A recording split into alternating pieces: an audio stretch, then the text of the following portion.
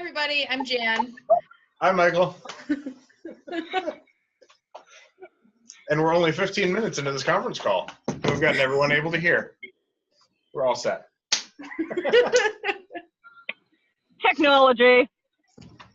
So we're probably going to have Shelley relay any questions from the festival since we can hear you. And the rest of y'all are really far away. Yeah. But hopefully this will work out. Yeah. All right. So we hear you guys want to talk about trance. Is that right? Yes. Excellent. I will relay answers. All right. Well, the first thing we want to talk about then, unless you guys have something in particular that you want to talk about, we were going to talk about the difference between meditation and trance, the kind of how you know that what you're doing is real, some ways to get into trance, including guided work and stuff like that, and then ritual use of trance, and then we're going to do some chant stuff. So we're not quite sure how the chant stuff's going to go yet. Nope, we have no idea. But it'll be fun. Entertaining, we're sure. So, you want to start? You want me to start? You start. All right, I'll start. So, one of the key things that we talk about a lot is the difference between meditation and trance, and what kind of the key signifiers are. And a lot of the time when we're talking about meditation as a thing that we do, and we do a lot of meditation within ADF, and we require it in the DP. That work is really centered around finding your center and being in a place where you are free of distraction in a lot of cases. And that's kind of what we mean when we talk about meditation. When we talk about trance work, what we're talking about is actually a physiological change in your experience. It's a deepening of the work that you do, but it is also where your brain waves change a little bit and things happen that you don't necessarily expect. So stuff like the ability to journey and go places is one of those markers of trance. The ability to experience different realities is a marker of trance that is different than meditation. One of the things I wanted to kind of bring up is that the meditation skills are still really important, because the meditation skills that you learn about being mindful of yourself and your surroundings, being aware of what your internal monologue is telling you, those are all skills that transfer into trance work, because trance work is all well and good if you're just going and seeing things and coming back. But if you want it to be useful to your practice, you want to be able to remember what happened in trance and bring back that knowledge or bring back tools that you receive. And it's through the skills you gain by practicing meditation that you gain the ability to transfer that into your trance work and be able to use the meditation mindfulness to be able to bring that knowledge back, because you can file it away in your head while you're still holding the trance state. Yeah. In a lot of ways, trance is one of those odd things where it's hard to tell if something that you're experiencing is actually real in trance. And what that often means is that we have to have ways of discerning what's occurring and taking that discernment and finding a useful way to make sense of it. And one of the key measures that I've always had for whether or not trance is real is whether it's helpful. That's the key thing for me. If it's not helpful, then it's probably not real. Or it doesn't matter if it's real. Or it real. doesn't matter if it's real, exactly. So if you go on a trance journey and everything seems to be wrong and bad and it's not working right, it could very well be something that you had for breakfast that was terrible, an underdone potato perhaps, or it could be something that, if it's particularly bad, it might be something that you might actually want to talk to somebody about, because trance experiences, like religious experiences, are things that should be positive experiences, and they should enrich your life, not cause you to question it.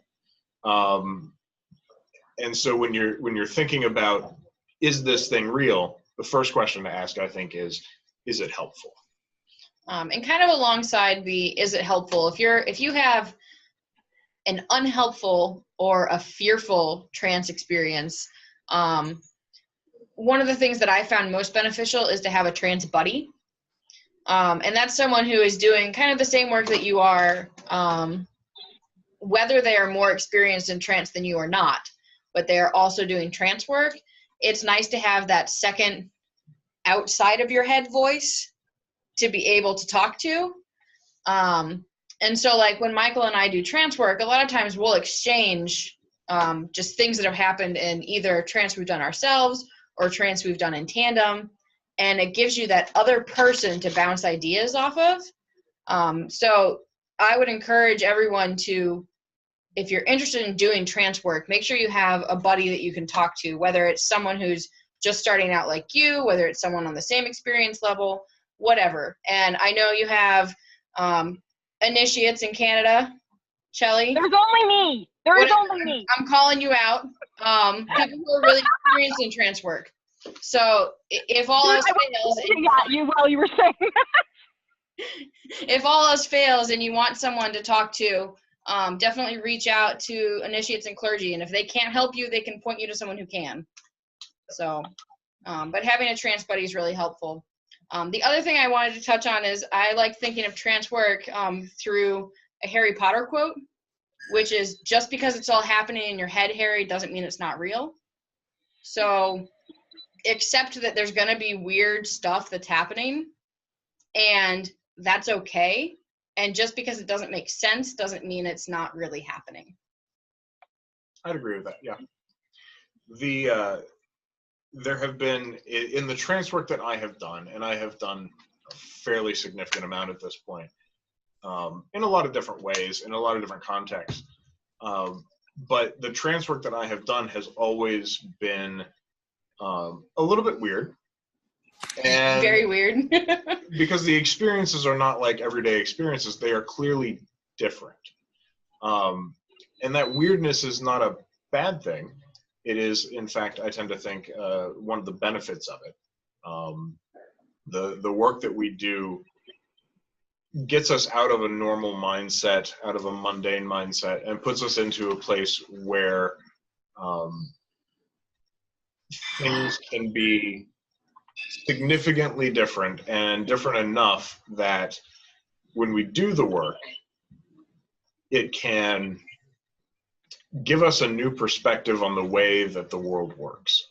And if you've done work with magic, especially if you've thought about the idea of magic is the art of changing reality to fit your will, that kind of stuff, that is the basic idea behind trance, is that you are able to take that will that you have, bend reality around it, or to have reality change, and thus also change your will. So it can go both ways on that. Mm-hmm. I know one of the ways that I tell if something is real is a couple of ways. One is if something like out of the blue happens, like it's not something that I've experienced recently and my brain is putting in like it does in dreams and stuff. But if it's something that's kind of out of the blue and unexpected, you might also find as you do more trance work, as you practice it more, that you'll become aware of what your body is doing. And so I have like certain physiological tells that I can feel within myself. One of which, so like if I'm doing trance work and I'm sitting there and I'm in trance, my eyes are closed and everything, and if I feel like my body is tipping to the side, that's one of my tells that I know that I'm in trance, because in in mundane reality world where my physical body is sitting, it's still upright and just sitting there.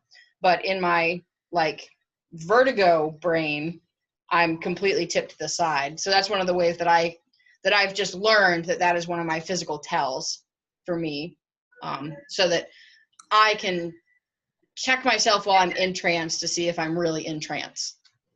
It's like you've walked into a Batman villain's lair and the Dutch angle has occurred, so everything's a little bit askew. Yes, I can empathize with that.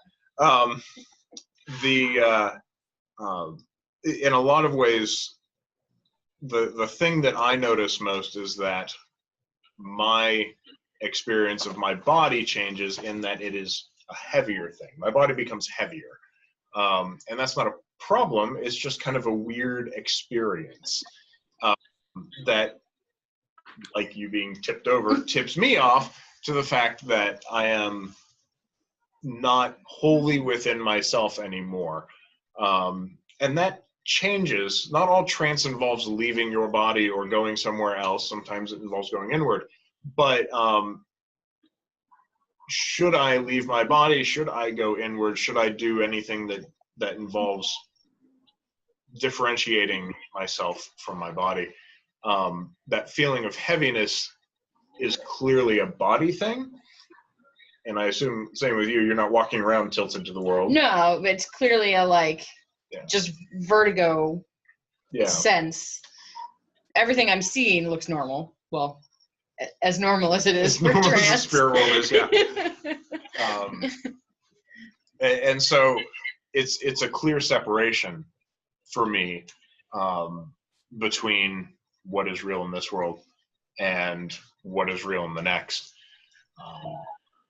That has been a helpful thing. And as you do more and more trance work, you start to kind of get used to those kinds of tells, and they're going to be different for everyone.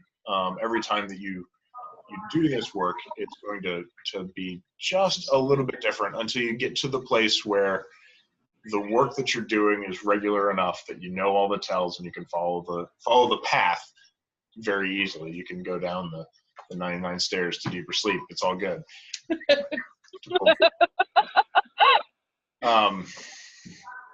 And yeah, so don't be discouraged if you don't have those tells or if you don't feel like you're in trance, because it really is something that you just have to work at. And I tend to think that there are two types of people. There are the people who have no problem entering trance. They drop in like that, but when they're starting out, they don't have control. So they lack those meditation skills that allow them to have the trance be useful, as opposed to just like flying through the other world and whatever. The meditation skills allow them to remember what is happening, to control when they come back out of trance as opposed to being stuck there, and the ability to remember things. And the other type of person is the person who has to work really, really, really, really hard at learning how to trance. But then when they get there, they already have the skill set that allows them to better remember things, to be able to manipulate the world a little bit more. And so it's kind of this, both sets of people need to meet in the middle. And so whichever type of person you are, by doing it a lot, by getting a lot of practice, is what will allow you to have both sets of skills. Yeah.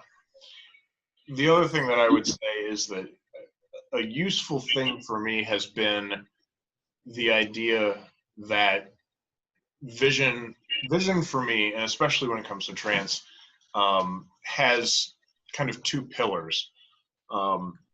Vision is for me a combination of memory and imagination. It's the ability to look back and to have experiences, many of which come from meditation, guided meditation, from reading, experiencing the world, and being able to place them in imagination in a way that it becomes the next logical step and helps you kind of drive into the space of trance. And so when I think about the vision of trance, I'm often thinking about the combination of memory and imagination. And that's been a helpful thing for me as I've done this. Ways to get into trance? Mm-hmm. All right. Are there any questions about that? First, we're going to talk about how to get into trance next. Shelly, I don't think we're keep going, guys. You're good. Okay.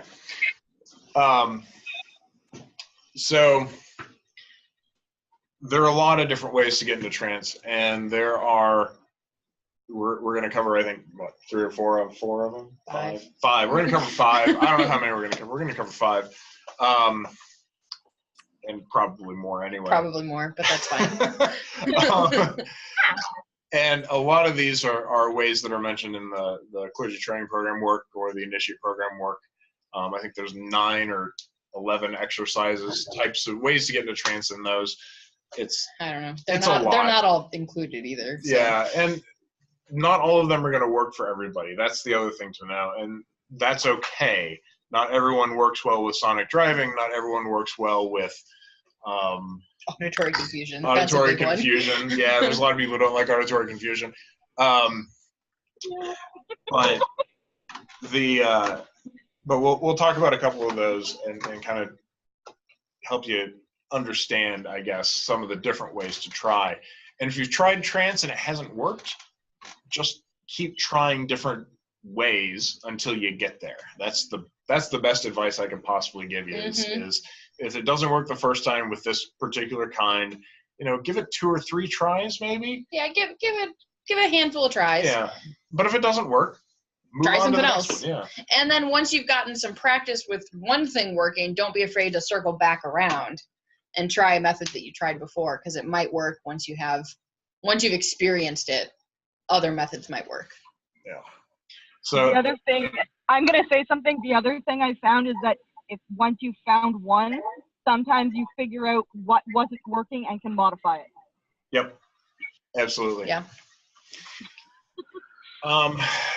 So the first kind is probably the kind that most people will be familiar with, which is a guided trance or a path working, as they're sometimes called, where someone will lead you with an auditory trance of some kind or a script from one place to another. And this is what we're typically doing on kind of a light level in most of our public rituals. We're trying, with public ritual, we're trying to move one step beyond meditation, I tend to think, and into a very light trance. And so the way that we typically do that is something like the 2 powers meditation, or during the magical working, we might do something there. But the key to that, and when you're writing a guided meditation that's supposed to lead people to trance, the key to that is really to not put too much description in. If it's a meditation, you want to describe a lot, because you're leading someone to a particular place, and you're giving them all the information. They're not going out on their own. They're not looking for something different or weird. You are painting the picture for them. Exactly. If it's meditation. Yeah. And with trance work, you want to give them a little bit more of a free rein, because they have the chance then to go out into the spirit world or within themselves and find something different and deeper than what you would describe. And so what you need to learn how to do is to give a description that is enough to get them where they're going, but not so far that you've told them exactly what to do and exactly what they should see when they get there. The other important part, if you're writing out a guided trance induction, generally speaking, if it's guided, it needs to have a purpose. So you need to have some reason that you are leading them into trance. It can be to meet a spirit ally. It can be to visit the ancestors. It can be to collect a tool that you want to use in your upcoming ritual work. I mean, there's a whole host of purposes that you can choose, but you want to have the trance journey have a purpose if you're doing a guided induction.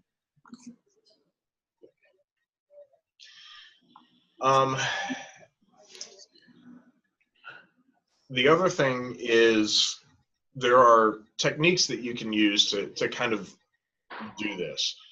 And the one that's most commonly described is the idea of pace, lead. So what this means is that you give people time, you pace them out, and then you lead them somewhere. Mm-hmm. And there's variations on this, but usually it's a couple of different non-descriptive things and then something to lead them to the next piece.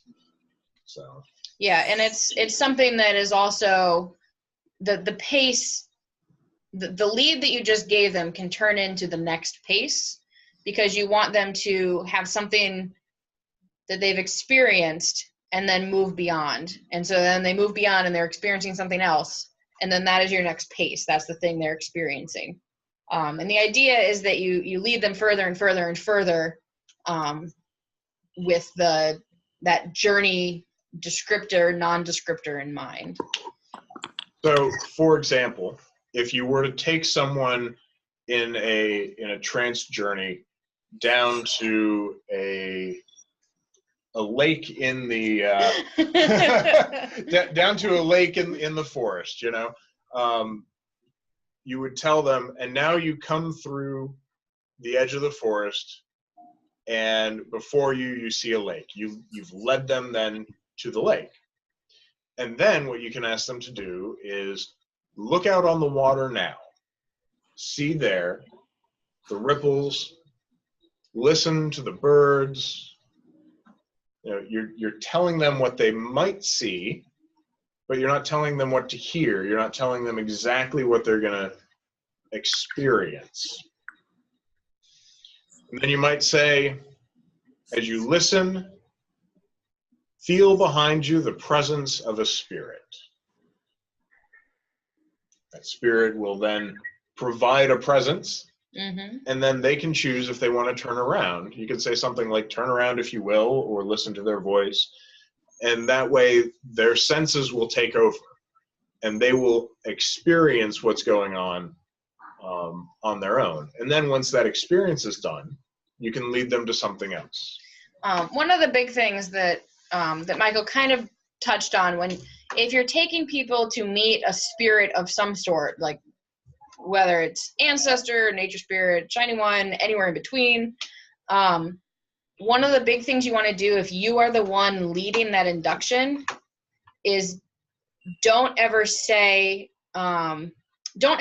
their free will away. You want them to be able to consent to that interaction. And so in the example Michael gave, it was turn around if you will, or listen to their voice, or whatever. You're not forcing an interaction to happen, which is allowing them that if they aren't comfortable with where they've been led, they don't have to keep going. So I think it's important when you're doing inductions to give people that out. Yeah. A lot of our language within ADF tends to follow that model. Sometimes. But for the most part, you know, it's a lot of it is, if you will, do this.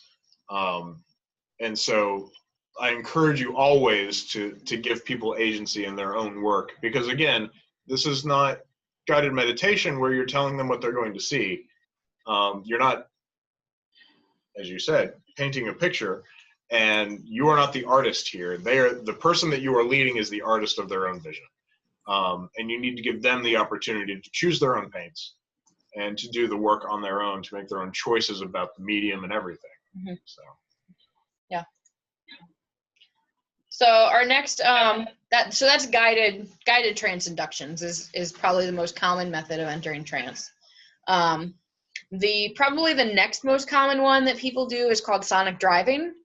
And this is if you're listening to a drum track, or if you're at a drum circle, or if you're listening to music that has kind of a driving beat where your brain doesn't attach to any words that are in the music, but is just kind of following the rhythm. And it's that percussive rhythm that is just banging and banging and banging on your brain is what will force your brain to jump into the next set of brain waves, which is trance work. And so it's that constant noise barrage.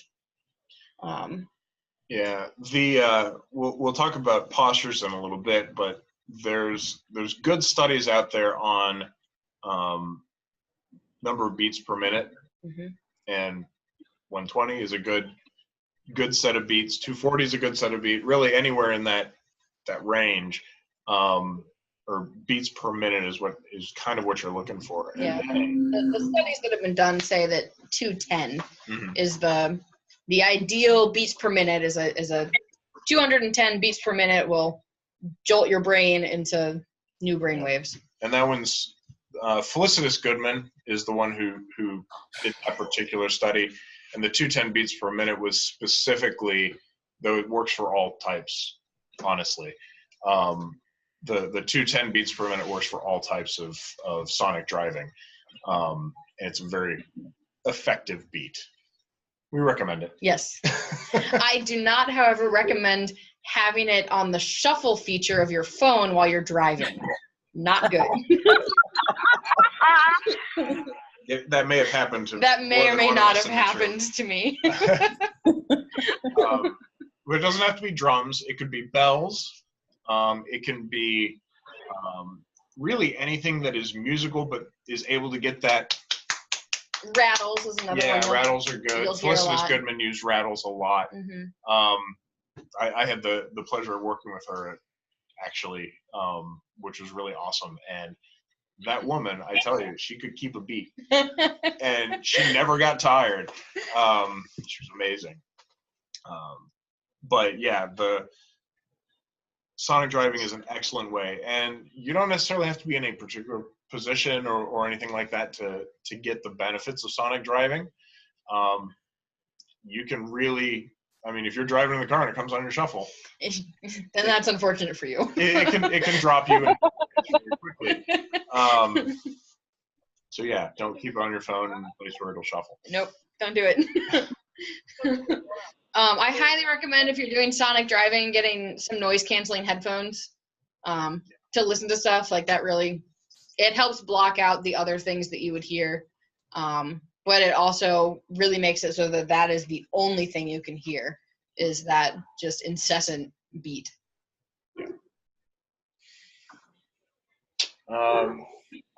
Next on our list is Auditory Confusion, which is pretty darn cool. It's one of my favorites. Most people hate it. Mine too, Jan. So what Auditory Confusion is much like sonic driving, uses a steady beat that you can focus on and allow you, and that will drive you into trance. Auditory Confusion is kind of the exact opposite of that. It's completely non-steady, and it's different for each ear. So this only works if you have hearing in both ears. Probably. You might be, I don't know if you could do it in mono. We could try and find out. I want to know now. We'll mix a. We'll experiment and get back to you. But give me a second, guys. What sort of sounds does white noise work, or does it need to be something a little more distinct in each ear, or what? Does white noise work, or does it need to be more distinct in each ear? So ideally, it'll be more distinct than that. Yes. There's a couple of ways you can go about it, but the ideal scenario is that you have, like, let's say, heavy rock music in one ear and classical music in the other ear. And what happens is that your brain tries to concentrate on both of them. And as your brain is like pulling apart, trying to listen to each set of music, it leaves this open space in the middle. And that's where your brain eventually gives up and says, okay, I'm going into my quiet space. And that's where you hit trance. You can do it with different kinds of music. You can do it with spoken word. Like you could have 2 different audiobooks playing in each ear, would be another way to do it, where your brain can't concentrate on both of them. So it gets stuck and goes into that middle empty space where there's trance. Kirk and I did this with Dr. Kern, Lisa Kern, at Summerland one year. We went out into one of the cabins at Summerland, and we read into each other's ears, to get this experience. It sounds so romantic. Doesn't it though? Except that we were reading J.P. Mallory's In Search of the Indo-Europeans in 1 year. Oh my God! They're all laughing. I don't know. Good Nigel God. Hennig and Prudence Jones' History of Pagan Europe into the other ear. And it was maybe not the best set of texts, but man, it turned out that we didn't really want to spend a lot of time focusing on either of them. I was just saying, your brain wants to ignore both of them. So. But it didn't matter that, you know, Kirk has a very strong voice and reads in a very powerful way, and Lisa's voice is vastly different, and the differences in volume and the differences in rhythm and tone and all that, it didn't matter. It didn't make a big difference. It actually probably made it better. Yeah. And so finding completely disparate kinds of sound is exactly what you want to do. So yeah, I don't know that white noise would necessarily work. If you did white noise and pink noise, it might. Different kind of noise. Sure. It is. But yeah, find something different for each ear, whether it's just a different type of music or just a completely different audiobook or whatever it is. Find something different, put it in each ear, and just kind of sit and listen to it for a little while. You kind of have to wallow in it for a minute. Yeah. That's probably the right word. You have to wait till your brain splits in half and dumps you in the middle. I love the way you describe it. It's very specifically trance experiential, the way you're describing it. It's like cracking open a cantaloupe. Cracking open a cantaloupe. Yeah, okay. I can see that. Yes. You're welcome for that. Yeah. You mean by like candles and shit? Okay, so the next one, next method that we're going to talk about entering trance is it's the method of focus. And so this is where you get the idea of like crystal, like scrying is a lot of times what people associate with focus. So you're looking into a mirror, you're looking into a flame in a dark room, you're looking into a bowl of water, and the idea is that you tunnel vision yourself, so that you're only looking at that. And then what I find happens when I do this kind of trance is I focus in really tight, and then things start to kind of fade, they get blurry. Would you agree with that?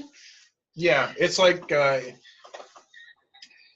increasing the zoom. Yeah, everything around the edges goes a little bit blurry or darker, possibly. It goes out of focus. It's like you have a digital zoom, not an optical zoom. Yes, that's really accurate. And so, yeah, as you stare at that candle or at that flame, I mean, if you guys are sitting around a fire tonight, just kind of listen to the drums and stare at the fire for a little while. It's an excellent way to focus. And what that can do is it can turn off the thinking part of your brain, because you're so heavily focused on what's in front of you, that you stop actively thinking and the brainwaves can shift. And you can do this with other kinds of trance work. One of the things that has always stood out to me with focus is that there's an Ogham thing called the Fishfin, or the Finn's window, and it's this round circular window-ish thing, and it's designed in many ways like an Iron Age roundhouse with 4 lines of Ogham going up to the center. If you were to lay on your back next to the fire and look up out of the smoke hole in the top of the roundhouse, you would be able to watch the cosmos kind of go by. So we made these things at the shop, and I was like, we should try using that maybe in a trance journey. And so I'm like, okay, I'll just take one home and I'll do it. And so I did. And when I got home,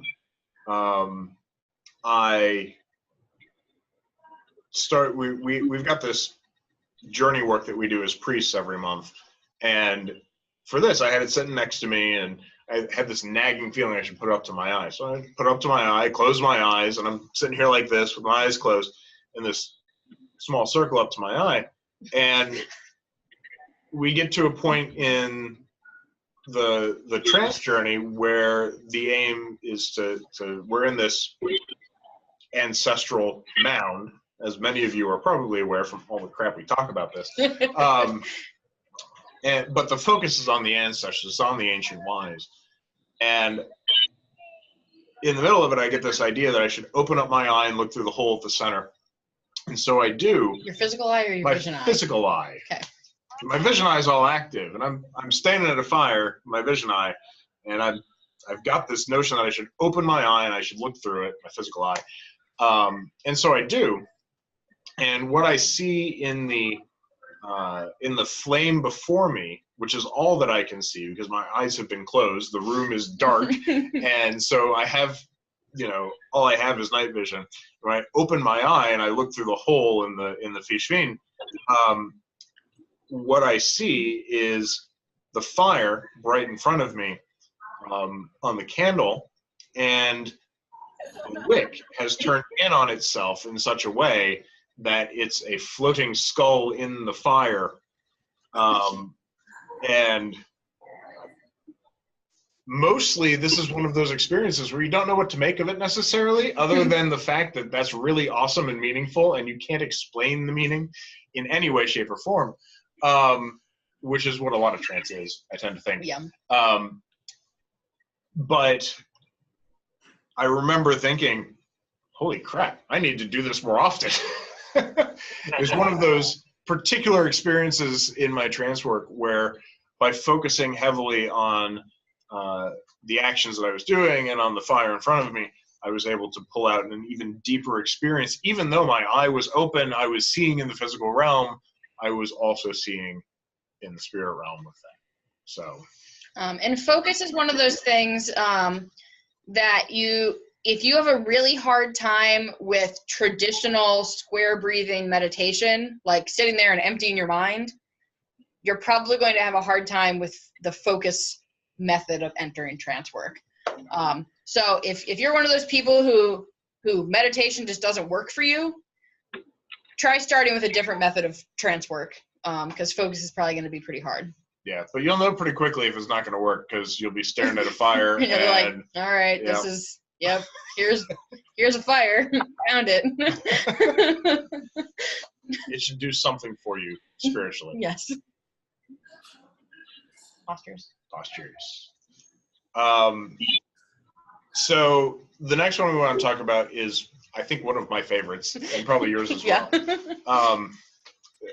I mentioned Dr. Felicitas Goodman earlier, and the woman is one of my heroes. There's an article in Oak Leaves about her work as well that I wrote a couple of years ago. But essentially what she did is she was interested in things like glossolalia, which is the process of speaking in tongues. And she came to an understanding about trance that was weird to academia, but has since borne out to be fairly accurate. And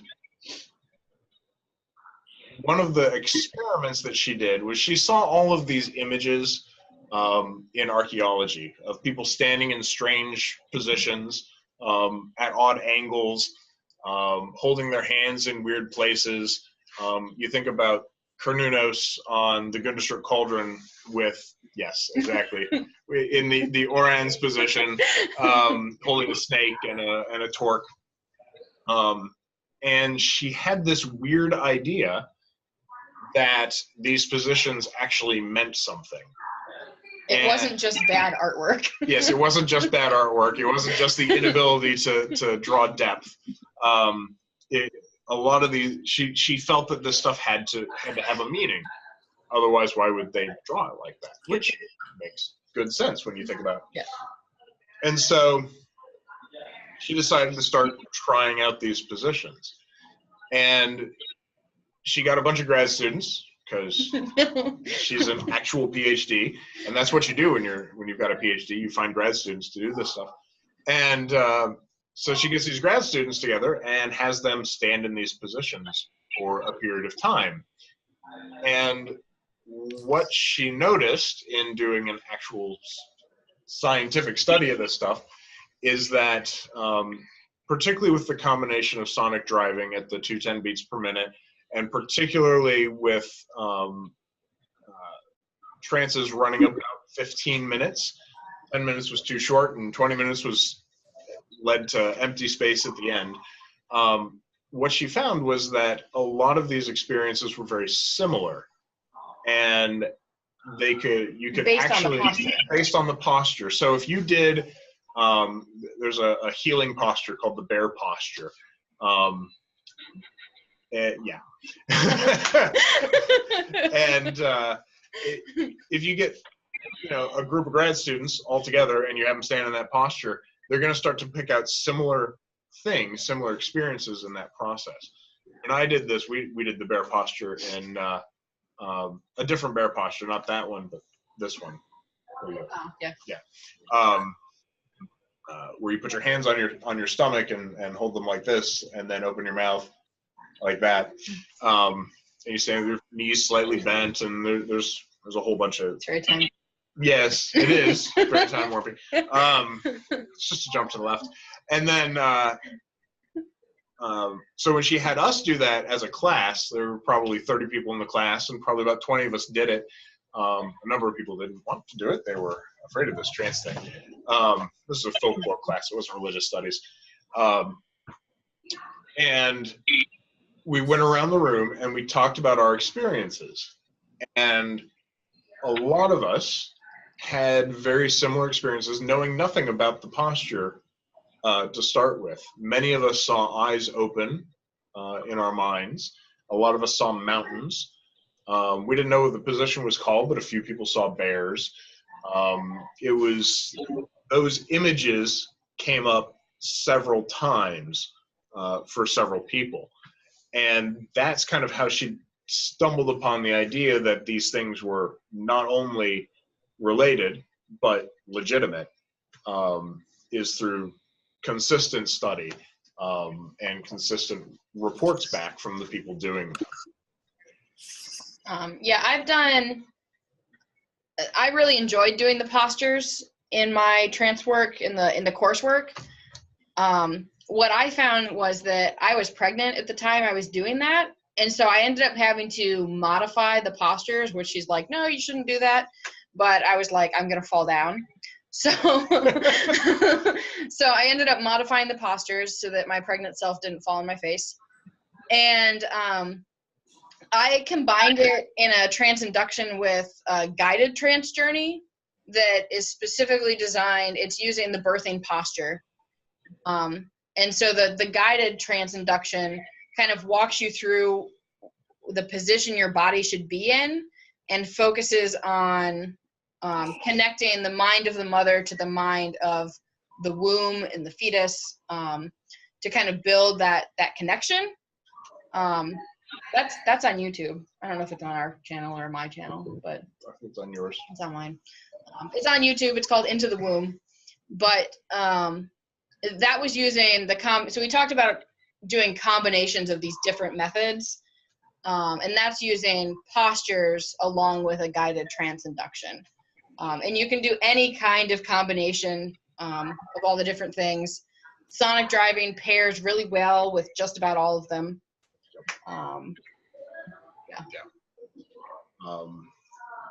If you've listened to any of the meditations, the audio meditations on the Three Cranes website, which you can find at threecranes.org/meditations at the moment. Okay. I'm not sure what it's going to look like when we get a new website. We're getting a new website, for which I'll give a particular shout out to Crystal Groves and Misfit Interactive. So if you have a website that you need updated, we will recommend keeping it within ADF and go with Crystal. But Lisa was gonna say a thing. Give me a second. If you want, you can. Otherwise, you can't really. They can't hear you. Talk really loud. Jan, I have a personal question for Jan. Sorry if this is too intrusive, but I was wondering if you actually used any of the trance work skills that you developed during your labor and delivery. I did with my second child. I was not comfortable enough in my own trance work with my first child, but with my second child, I definitely did. I used a lot of the so one of the other methods you can do to enter trance is pain, and so I did a lot of like hyper focusing on the pain sensations, which then disconnects your body from, like, disconnects your mental body, your trance body, from your physical body. And it's the same kind of trance where, like, you're experiencing what is happening physically, like in the physical world, but you're also experiencing and having visions of what is happening in the spirit world. And so I used a lot of those skills with my second labor, which was really, really fast. It was like a 4-hour labor, and it was ridiculous, and barely had pain management at all because there just wasn't enough time. So I really was really using my trance skills. Like, I had intended to do it. I did a lot of hypnobirthing prep stuff. So I had intended to do it, but then it turned out being like a survival mechanism because I had to use it. But yeah, so I definitely used it during labor and delivery, and it was very powerful. And there was a lot of, like, it's hard to describe because there was a lot of like seeing auras almost, like being able to see, have like synesthesia, where you see colors in relation to other senses, where your senses get their wires crossed. So when you hear something, you see purple, like that kind of thing. So that happened, as well as, like, before pushing, like, you have this image that happens that kind of like connects you to the baby. And then it would fade, and then it would come back when you pushed again, and then it would fade, and it would come. So it was very, like, it connected the trance brain to the physical body a lot more. Does that make sense? Does that answer your question at all? It does. Thanks for sharing. Yeah. Here's my little dude. Hi.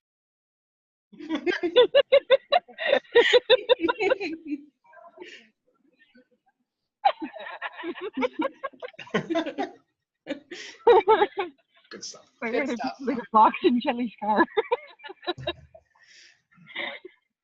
Introduce your trance. Mm-hmm. Okay, so are there any questions about methods of entering trance? Give me a second. I don't recall you mentioning things like physical actions, like Tai Chi form or dervish dancing or anything of that ilk. Where do they fit into this? Question about not mentioning things such as Tai Chi or the dervish dancing and where it all falls in. Yeah, we skipped over some of the methods. So there's definitely, you can get in through ecstatic dance is a big one. That's the dervish dancing, or the tarantella. I mean, there's pain, the physical sensation Yeah. of pain can put one into trance. I don't know if folk have seen where our former archdruid Kirk Thomas has occasionally done suspension with hooks in flesh. Mm-hmm. That has done. People who've gotten tattoos have said that that's a trance-inducing experience as well. Mm-hmm. There's also aesthetic practices, yeah, which is like deprivation of things. So you can do it a whole manner of ways. You can do it through things like fasting. You can also do it by putting yourself in a completely dark room where you can't see anything and you can only hear things, so you're depriving yourself of sight. You can, if you have the chance to go to a float spa where they put you in this chamber that is full of salt water and you float. Sensory deprivation. It's so cool because you can't, like, you deprive yourself of your sense of body because you're at neutral buoyancy. So you're just floating. It's dark, so you can't see anything. You've got earplugs in, so you can't hear anything. So it's like as much sensory deprivation as you can get. And so that's really, really cool. If you have the chance to do it, do it. Yeah. What other ones did we miss? Oh, there's a lot. There were 9 or 11 or something like that. There's a lot in the Trance one thing, and we just figured we wouldn't have time to reach them all. But if you really want to look at a whole list of them, go look up the Trance one stuff for the clergy training program. Look up the one for the initiate training program because we included more. Yeah. In ours than is in the clergy. Yeah. One. So. Jan, they can't look that up yet. I didn't pop it to the website. They have to come poke me. Well, get on that. So yell at Shelly and tell her that you need them. Yes, there are a lot of different ways to do it, and without a full day, I don't think we can cover them all. There's a lot. So if you know of one that we didn't cover, yes, it's probably a trance induction method. Very likely, yeah. Are there any other questions about methods of entering trance? I think we're good, guys. Okay. Does anyone have any pressing concerns about exiting trance?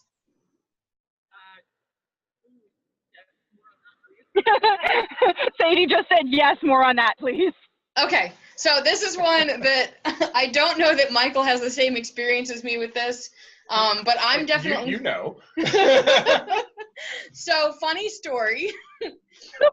Michael and I were doing a tandem trance journey, and somebody forgot to open the flue in the fireplace. We think it closed in the middle on accident, but anyways, the flue was not open. The flue was not open. So the house started filling with smoke, and the smoke detectors went off. You know, like that horrible, awful, incessant beeping. And this happened while we were in trance. So Michael snaps out of trance like that and starts opening windows and everything. And I eventually come to, realizing that something is wrong. And they already had the alarms off and the windows open, the doors open, the fan on. And I'm like, oh. So, long story short, going back to that idea that there are two kinds of people. There are the people who can drop really easily into trance, but can't necessarily get out very well. That's me. So there's a couple of different things you can do. The first one is that I would recommend gaining a spirit ally for the Otherworld as quickly as possible, because they're going to be your tie that will keep you safe while you journey.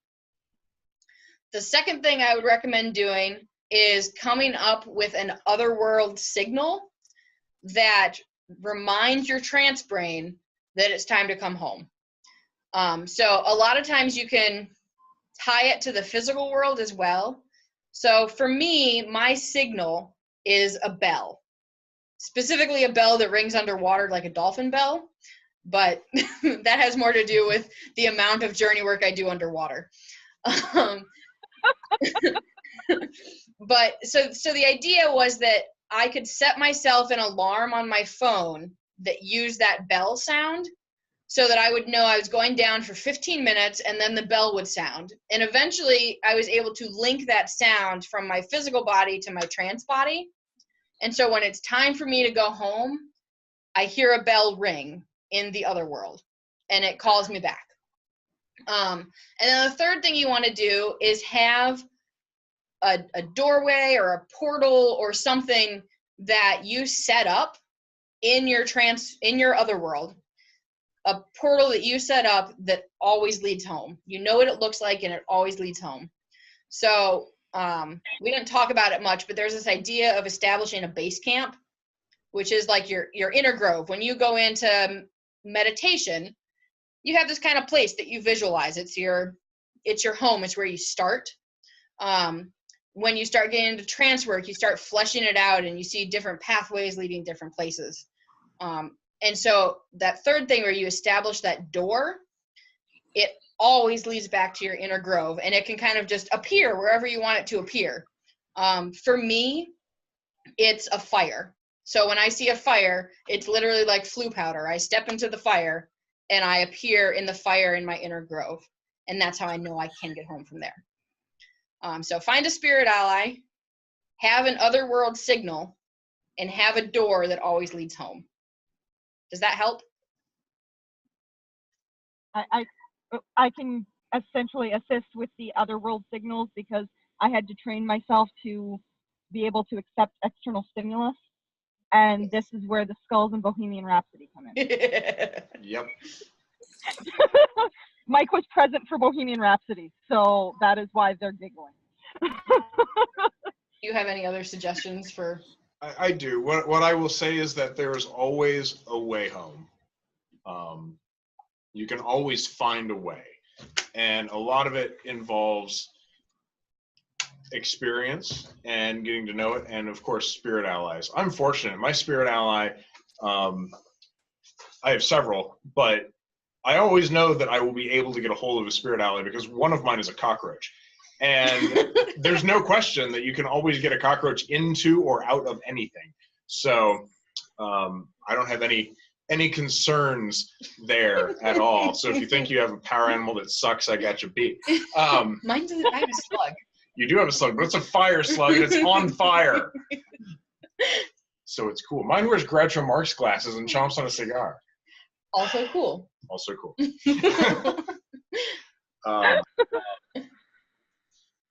Yeah.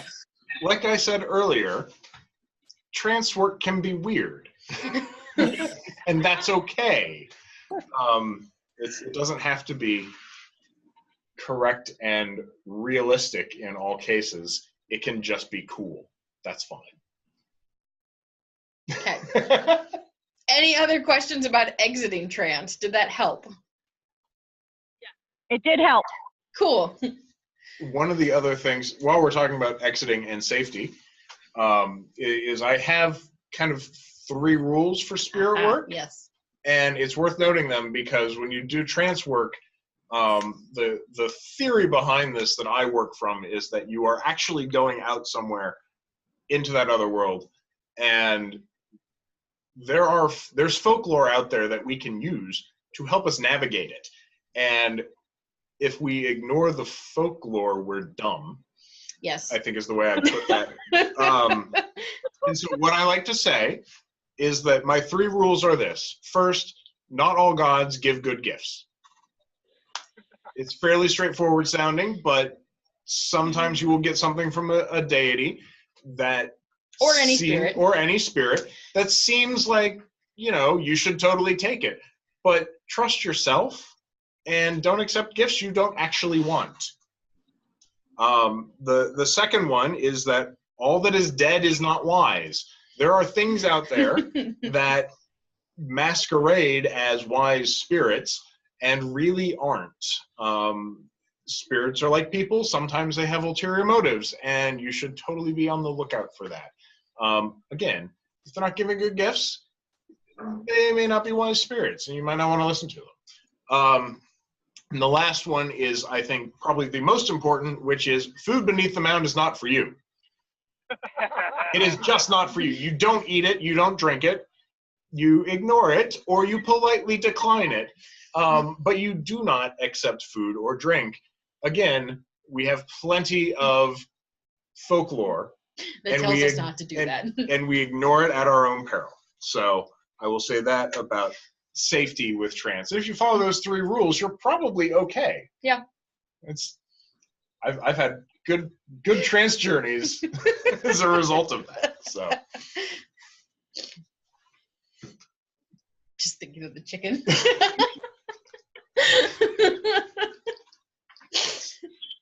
Is this a story you're gonna have to tell me, guys? Well, so that was the possum.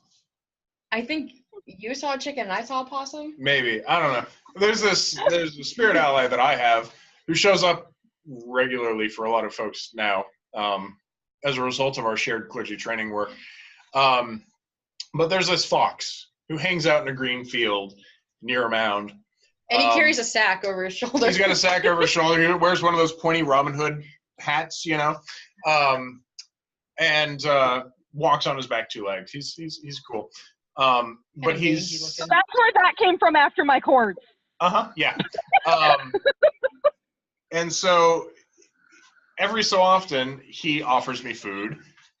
Sometimes he shows me what's in the sack. And one time he showed both me and Jan what was in that sack. And for me, he showed apparently a chicken, and you. It was like a possum. It was a or possum. Something. One of us saw one of those two. And our theory is that my spirit ally ate my other spirit ally, or something like that. We're not sure what's going on there. It was perhaps a new spirit ally if it got eaten. Yes, that happens. Again, trance. It can be weird. Trance is weird. Okay, so ritual use of trance. There's a few different things that you can apply this to. We touched a little bit on the idea of using the 2 powers meditation as a way to use trance in ritual or in a magical working that you're doing in a ritual. But kind of the base level of that is you can use trance to establish group mind, which is where everyone's kind of focused on the same thing. They're all looking at things from the same angle. They're all aligned to the purpose of the ritual together. And if you have a group mind set up, then you also have alignment of energy. So this is where we're going to talk about like some of the more woo stuff with energy work and what you can do with it. And energy work isn't a really specific term, but I think you probably all know what I mean when I say that. So it allows you to build energy throughout the rite, to kind of cup it in your hands and then use it for something, which is if you follow the curve of the core order, you have the, we're getting into the space, we open the gates, we're honoring some spirits, we make offerings, and then we receive the blessing. So you're kind of working your way up to that, and then you're going to use that blessing for something else. And if all the celebrants, the people who are running the ritual, are in kind of a light trance throughout the ritual, then they're able to see in the other world what is happening. One of the things that I know we talk about, like when you're opening the gates, is if you can't see the gates open, if you are the one doing that part and you don't see them open, nobody else is going to see them open either. And so being able to hold yourself as a celebrant in that light trance, you're able to see the different ways that things are working. You're able to see the gates open. You're able to see the spirits approach as you make offerings to them. And if you are seeing them and the group mind is there, then other people will see them too. So that's kind of the first like ritual use. Do you have anything you want to touch on that? I would just say that we use the word see a lot. It's not necessarily see, but experience. So however you experience the gate opening, if you don't experience it, no one else will experience it in the way they expect to experience it either. So you might hear the gate open, they might see it, and that's fine, that's details. But yeah, it doesn't necessarily have to be that you see it if you're not a particularly visual trance person, which a lot of folk aren't. Some people smell trance, which sounds really weird to me, but more power to them. But yeah, you should definitely experience these things, because that's what animates the words. That's what gives them life and gives them breath, is that you are able to experience what you're describing. It's easy for us to just use flat words and flat description over and over again.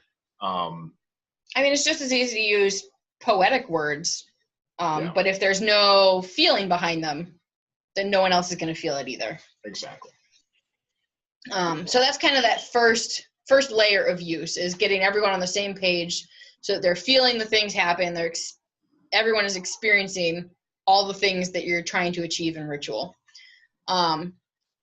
what I wanted to talk about next is kind of moving into this bardic idea, where we have a very musical grove, I think. Not my fault. You guys are awesome. We do a lot of, as the bardic team, we do a lot of planning for the mood and the ambiance of the ritual. And there's a lot of thought that goes into, like, what processional are we using? Are we using a song for Recreate the Cosmos?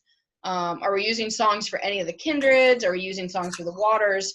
And the idea is that the mood you are going for within the ritual can be aided by using music throughout. And the music will build a mood which will tap into people's experience and deepen it for them. And so one of the things that I do when I am, like, the lead bard in a ritual is this thing I call the Bartok Lasso. And the idea is that in parts of the ritual where there is the danger of being dead time, so if you're passing out the waters, you've consecrated them, hollowed them, whatever, you're pouring them out to, at a festival ritual, let's say you're pouring them out to 50 people, to 75 people. If you do that without any background, anything going on, people's focus is going to drop, fade away, and they're going to turn to each other and start talking. They're going to kind of tap out with their brain and start daydreaming about other things. And you, as the bard or as the ritual leader, it's your job to lasso everyone in and hold them in that space so that they stay focused on whatever part of the rite it is. And so you can do that through common songs, through chant work. If you can get everyone toning, just making a single tone, that'll keep their brain engaged and will keep them from talking to each other because they're busy making other noises with their mouth. It also works great for please hold cup scenarios. Please hold for cups. Yes, yeah. So anywhere that you have this danger of there being dead time, where people are going to lose focus, those are the best places to stick music into the ritual. And when I say music, I mean that very broadly. I mean noise of some sort that has intention, I suppose. Not fire sirens. Not fire sirens. Noise that has intention. Whether it's toning, whether it's drumming, whether it's chanting, whether it's singing, any of those things are the idea that you're using as you are sitting there in a light trance. Like when I'm doing it, I can literally see like a line of energy. I see it as like this gold light. You can see this line of energy kind of settling over people, and you're holding them in. You have a Wonder Woman lasso. I do have a Wonder Woman lasso. It's fantastic. Bartok Lasso of truth. Let not but truth be spoken here. Pardon us. So yeah, that's where you can kind of fit music and trance work into your ritual with intention, with purpose, and have it work with the ritual as opposed to just being pretty music that's happening somewhere. Yeah. Anything to add? One of the things that I will say is kind of on that topic, while you are pulling people into trance, and this is true anytime you're pulling people into trance, anytime you're leading them, you have to also remain aware of what's going on around you. Kirk calls this his critic. It sits in the back of his head right up here and shouts at him, hey, there's a hole in the ground right there, don't step in it. That kind of stuff. Hey, there's a road tree right there, don't run into it. Don't fall over people, it's great.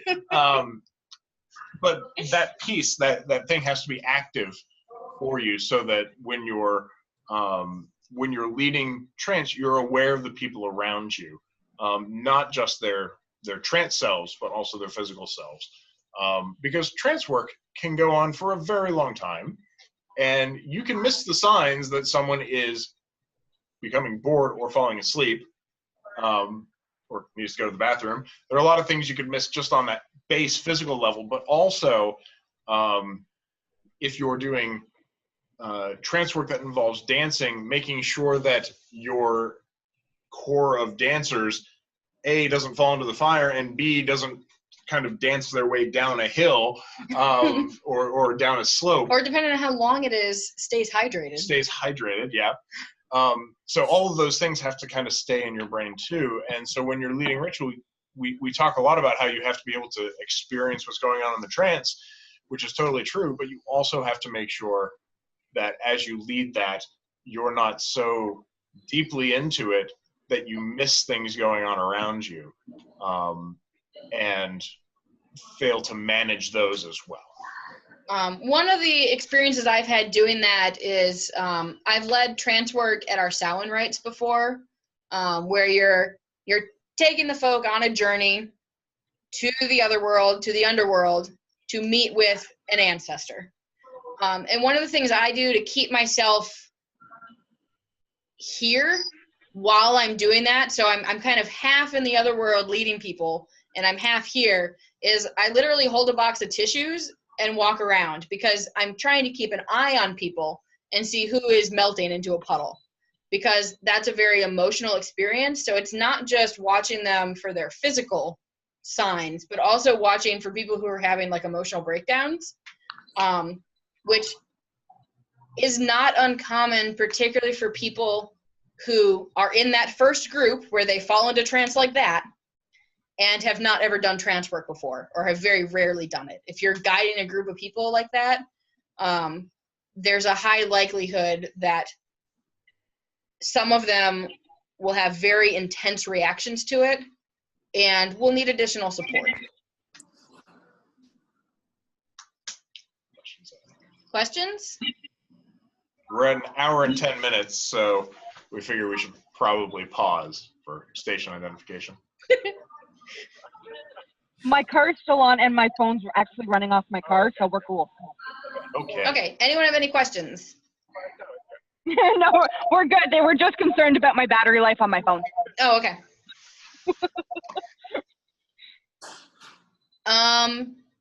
So Sarah had said, talk about trance stuff, and maybe if you have time, talk about chants.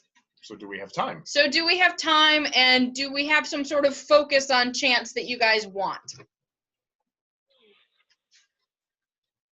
Well, do you ever use chants literally with that 210 beats per minute, and so it becomes a trance chant? Do you ever use it with that too? Did you hear her? Or? Yeah, I heard her. Okay. So not consciously with 210 beats per minute, because I don't have a very good internal metronome. But I have definitely done, there's a chant that I really like that is done around fire circles at festival that focuses on the drummers, the chanters, and the dancers. And it's it builds kind of the community between those three groups and how they interplay off each other. But it also has that repetitive nature of chanting that hits that point in your brain that caused you to fall into trance. One of the methods we skipped is mantras. So you can use mantras to drop yourself into trance, and chanting is one way to do that. So the chant is by spiral rhythm, and it goes from I'll just speak it. The mother's heart reverberates in the ground beneath our feet. The drummer's hands connecting with a throbbing beat. The drummers feel the dancers, or the drummers feel the chanters as the chanters. The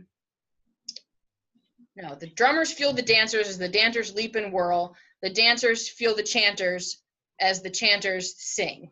And then it goes back around. The mother's heart reverberates. And so it's this idea of connecting to the earth, connecting to the drummers, connecting to the dance, connecting to the chant, connecting to the earth, connecting to the drummers. And it just cycles.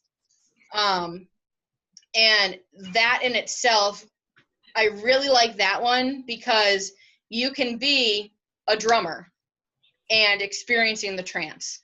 You can be a dancer and experiencing the trance. You can be a chanter and experiencing the trance. And so it allows for a lot of different modalities of entering trance that way. So yes, chanting can be used for trance work. Short answer.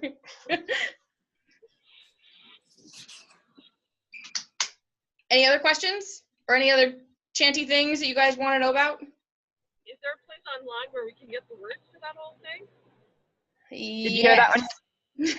I'll have to look up what the actual name of it is. You guys want to try and record it at one of the Monday nights?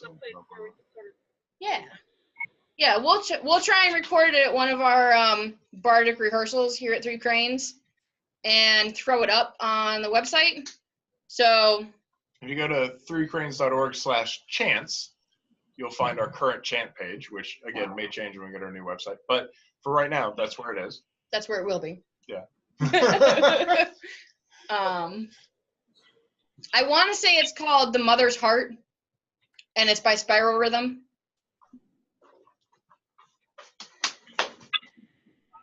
I don't know how well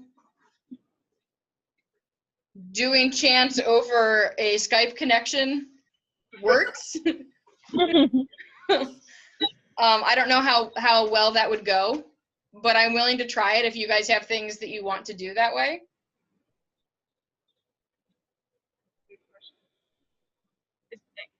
You were mentioning, Jan, that you see like literally golden energy. So I'm just very curious now. We thought, hey, let's do a Skype thing. They can't come here, we'll do Skype.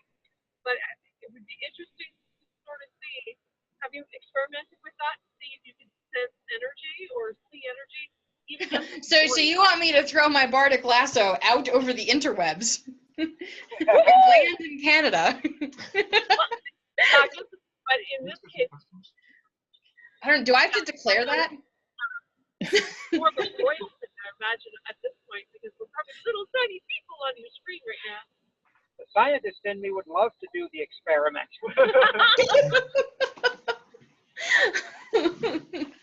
Well, one of the things that we do often are the Bartok live Bartok concerts that we do online. Mm-hmm. And those, I mean, we've been broadcasting them via Facebook recently. We might eventually switch to YouTube or try a different medium, but it's been working out pretty well on Facebook so far.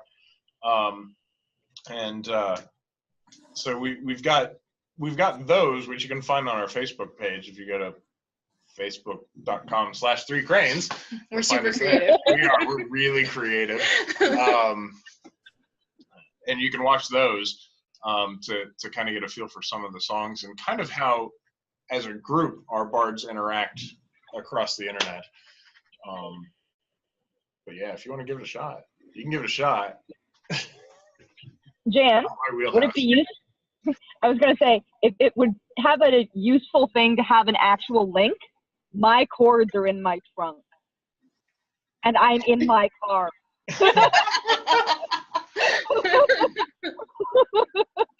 So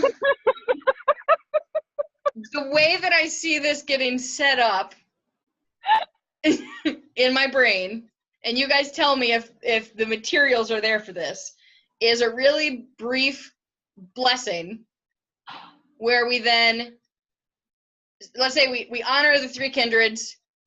One of y'all takes an omen.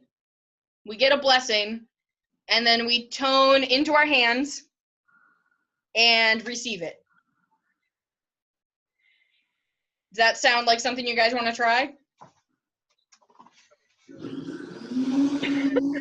You've got Chris's deck there and mine's on my cords. What? Chris has her cards with her. Mine are literally on my cords in the trunk. Cool. I mean, I'm totally open. You guys can do like, I saw a hawk fly by if you want. We have an altar. We have an altar. I was also going to say, give me 2 seconds so I can actually get the cords out so that you have more of that link so that it's... I'm good. I'm good. Part of the experiment. Okay. Does our experiment reach into Chelly's trunk? Also, important question for those of you who have done border crossings. Do I need to declare the energy at the border? No, no, you don't. You totally don't. Do they tax that in Canada? Do they tax that in Canada? No, Okay. No, it's not part of the VAT. thankfully. GST. Okay. All right. All right. So Do they need waters or anything like that, do we think? we're gonna breathe into our hands. Okay, we'll do that. All right, that'll work. All right, well, take a moment and find your center, folks.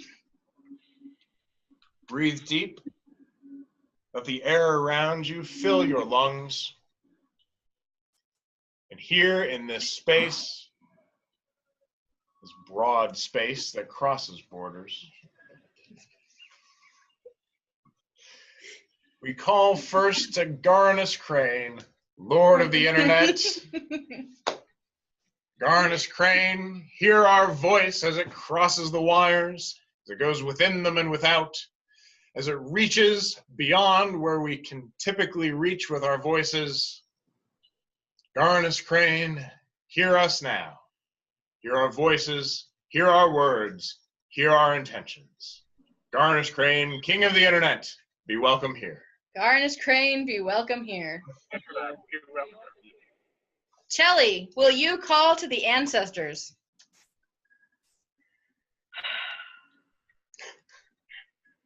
Ancestors, mighty dead, those of spirit and of heart of those gathered here and in Ohio.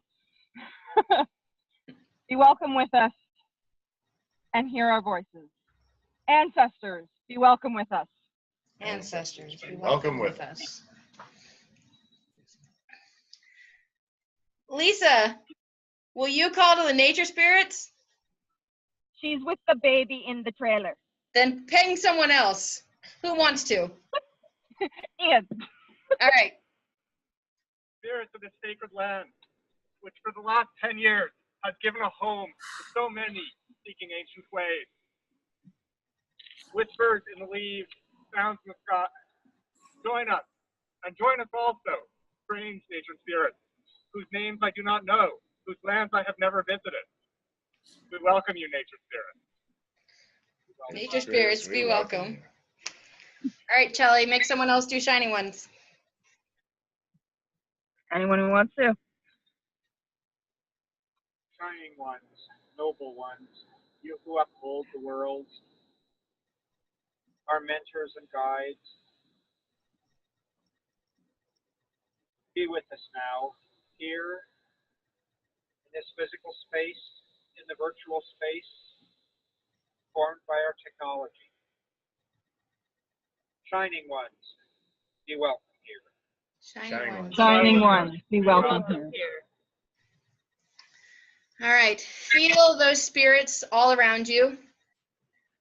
See them in your mind's eye as they exist around you in Canada, as they connect through the wires to us here in Ohio. Feel those numinous beings, all of them. Feel their presence, feel their strength, feel their companionship, feel their love, and know that they stand with us. Whoever's taking the omen, can you draw for the blessings and wisdom we receive?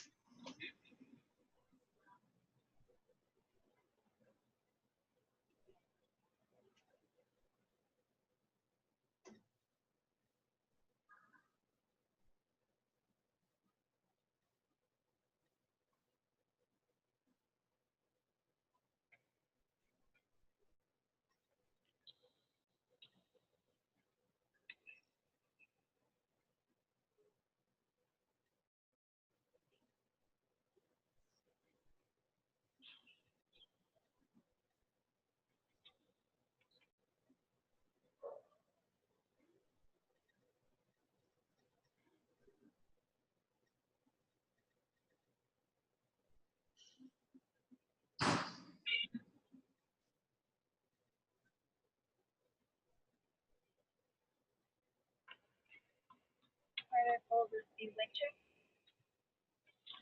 speaks of knowledge, power, and wisdom that we're seeking being available, and using our abilities wisely, we can accomplish. Okay, so that was knowledge, wisdom, and power, and by using our abilities wisely, we can accomplish what we seek.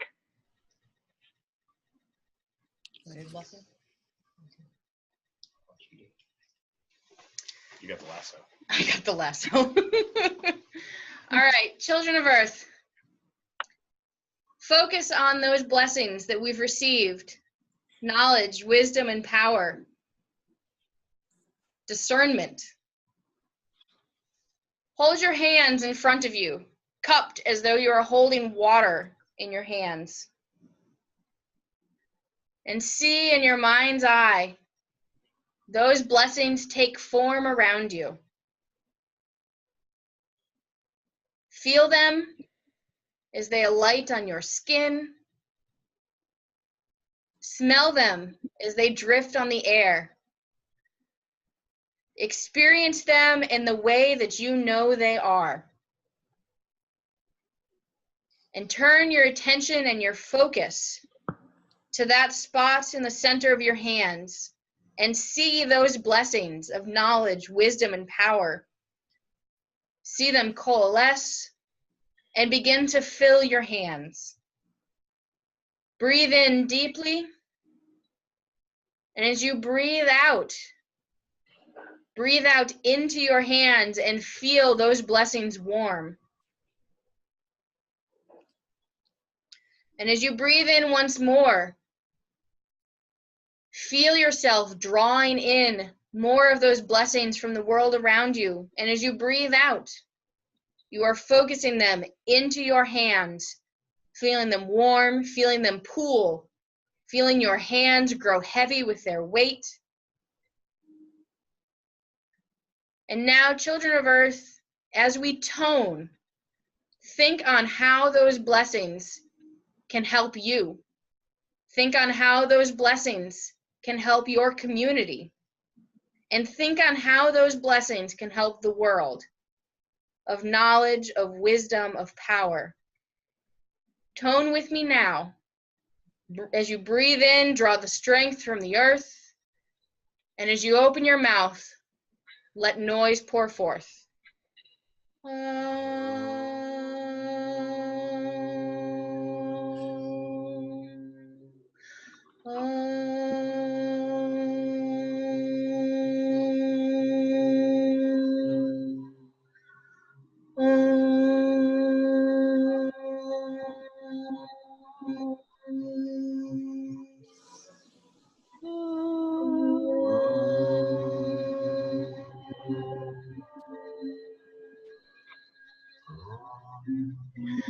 And with one final sound, focus all your intent into your hands. And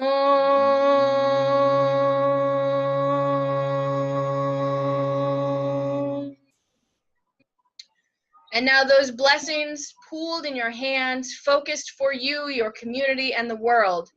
Press them into your heart and know that they are received.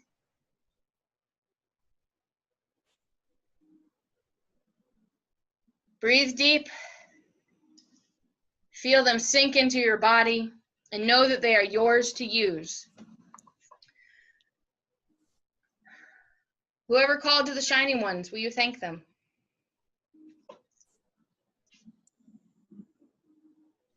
Shining ones, we thank you for your presence, your aid, your guidance. But our work is done for the moment. So with our thanks, stay or go as you will.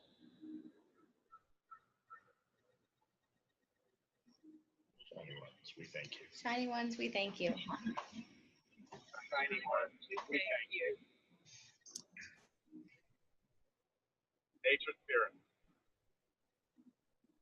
sounds on the wind, rustles in the leaves, spirits seen and unseen,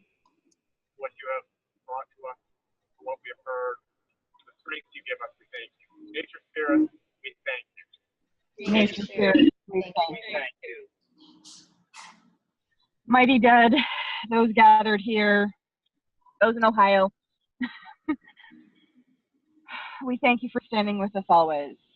May there always be peace between us. Ancestors, we thank you.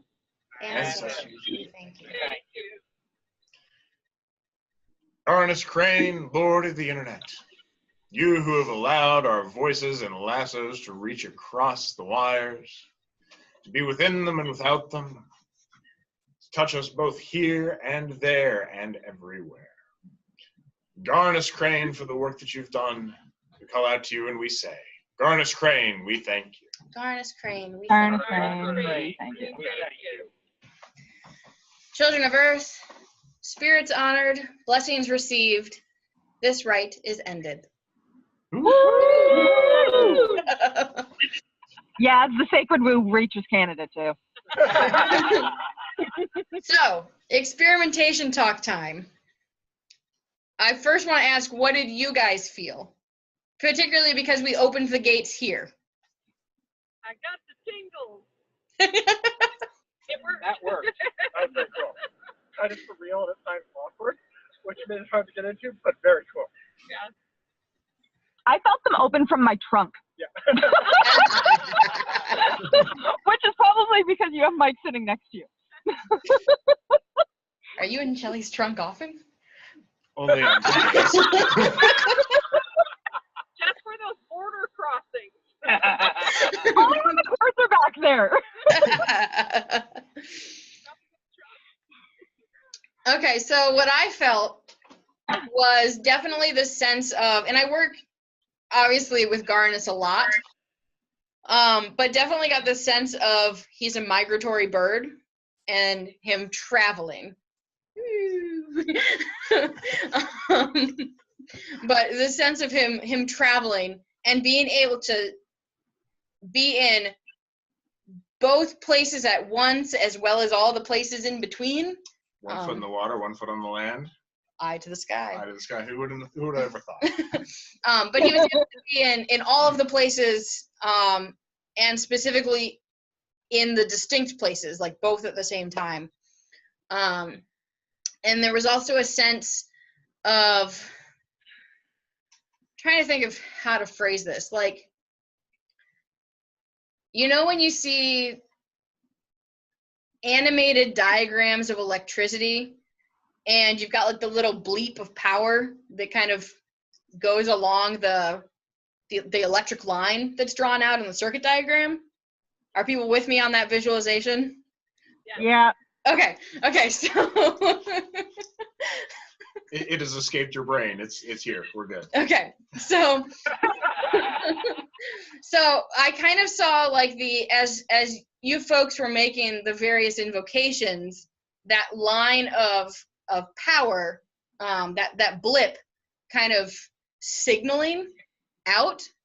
And so it wasn't just calling the spirits there, but it was signaling out in like a fan, like a spray. And being able to connect all these different places, both local to you as well as through the internet waves to us here. But I definitely visualized it in my trance brain as this blip of power that was traveling. You guys are getting all my crazy pants talk. It's good. Hey, I missed the crazy pants talk of all those mornings, those like Saturday and Sunday mornings doing initiate shit, so I'm enjoying this right now. Good. I'm glad to hear this. So that was during the invocations. Like, that's what I visualized and what I saw. As we were doing the receiving of the blessing, I saw more of the idea of like clouds, like giant hurricane-sized clouds that covered all of us and all the area in between, and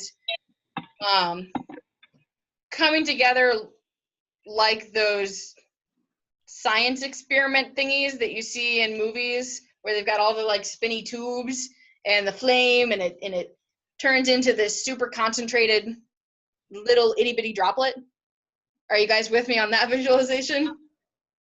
the speaker. It's left your brain. It's good. Okay. So I see this giant like cloud being distilled into the blessings that are then dripping into our hands. And then for the toning, there was a little bit of the lasso. I actually experienced more of the Bartok Lasso while the omen was being taken, because that for me is that silent time.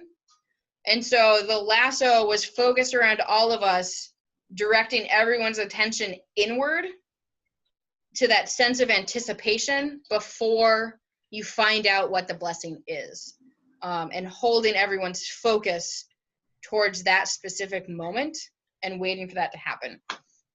That definitely had a lot of the lasso-y feel. The toning, because I draw the tone up from the earth when I do it, did not feel as strong as when I do it in person with people. It was more like, okay, get another visualization, ready? It was more like seismic waves. So you guys are the center of the earthquake, and we're out here in Ohio, and we're feeling the magnitude differently. So that's more what I felt with the toning.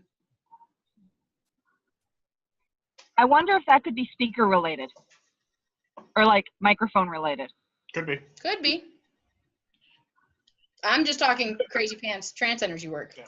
I mean, you guys were clearly toning, and we were clearly toning, Mhm. and I suspect that you guys heard our toning better than we heard your toning. Yes. Yeah, I did at one point like actually turn the speakers down to try and equalize. I had that capability of saying, okay, I can hear this off this ear and this off this ear, and I'm like, let's try and like bring this down a little bit so that it's not like totally overpowering.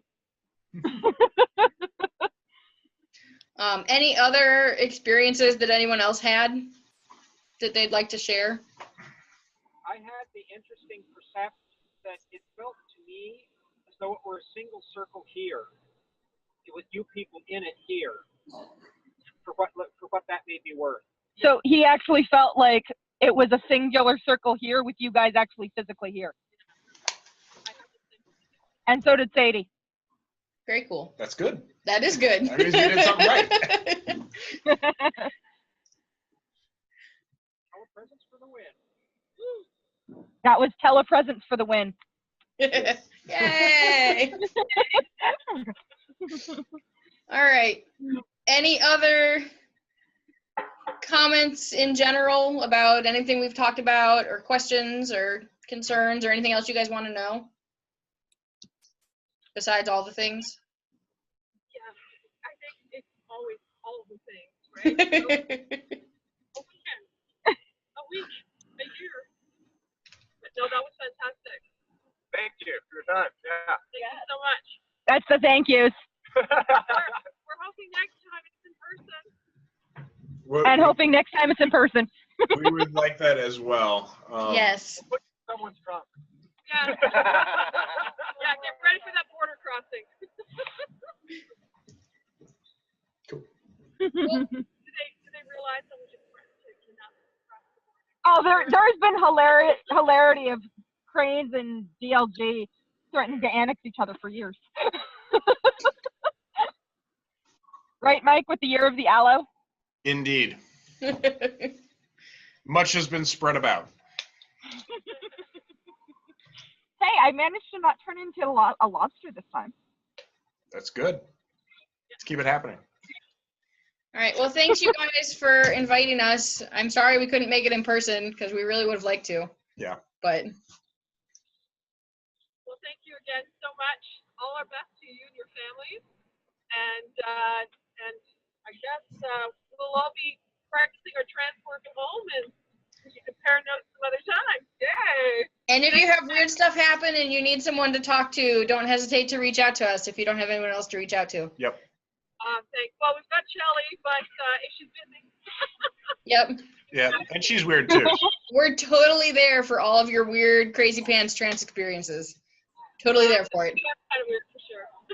Thanks again. Bye-bye. Bye. All right. Bye. Bye. Thank you.